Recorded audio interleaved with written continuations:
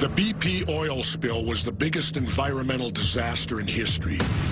It was a tragedy, all right, a real foul-up with lots of people to blame. But was it a conspiracy? I began to find out after I got a call from a couple of investigative journalists. Sherry Kane and her partner, Dr. Leonard Horowitz, were about to lay out some startling information. BP knew the rig was going to blow. Hey, I'll admit, some of it sounded crazy, but a lot of conspiracy theories do until you start investigating. You sounded urgent. Well, I think you're the only one that can help me at this point because I've already written many articles about it. I believe that the Gulf oil disaster was planned. Wait, you're saying British Petroleum put all that oil into the Gulf on purpose? Yes. All of the evidence, there's a lot of it, indicates that they were planning well ahead of time. The evidence begins months before the spill as giant Wall Street players start selling off hundreds of millions of dollars of BP stock.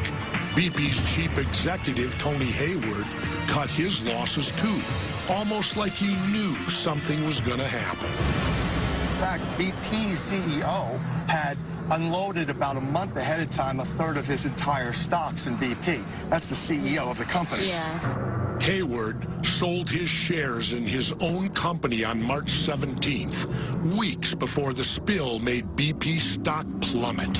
He made millions. People who held on to their BP stock lost their shirts. They didn't do it alone, though. They had help. You had Transocean Company also. Transocean, the biggest offshore drilling contractor in the world. BP owned the 194 million gallons of crude oil that gushed into the Gulf, but the rig that blew up, they were leasing it from Transocean. Transocean owned the oil rig, and their stocks that morning of the disaster had opened up in the European stock exchanges with a special put option available to the inside players. A put option. That's like buying insurance on your stock price. Interesting. But who'd need insurance? Maybe a guy who owns the oil rig that's about to drop to the bottom of the ocean. What type of profit are we talking about here? I mean, this is millions? Billions of dollars of profit. But according to these two, there was another player involved. A name that really raises the red flag. They had help.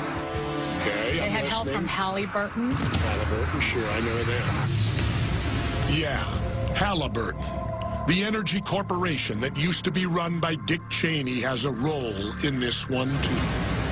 Halliburton was in charge of reinforcing the oil well with cement when it blew. And they were doing some other business on the side. Halliburton purchased the Boots & Coots cleanup company right before this disaster occurred. Doesn't that seem strange to you? Why would you need the largest cleanup company in the world? Why would you need to purchase that? Sherry Kane's story checked out. 11 days before the blast, Halliburton announced it was scooping up the Boots & Coots oil well firefighters for $240 million. Boots & Coots had done a lot of the work with Halliburton during the Iraq War.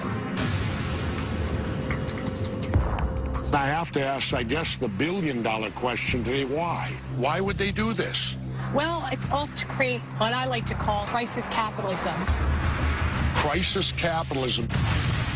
Crisis capitalism. That's actually creating the problem and offering the solutions for it. So you're saying that they planned? Yes. They actually make a ton of profit out of it. With Boots & Coots contracted to BP, Halliburton began making money right away. And get this, Halliburton's profits jumped 83% during the oil spill scandal. So it all comes down to the money again. That's exactly what it is. And everybody else be damned. The people that live in the Gulf be damned.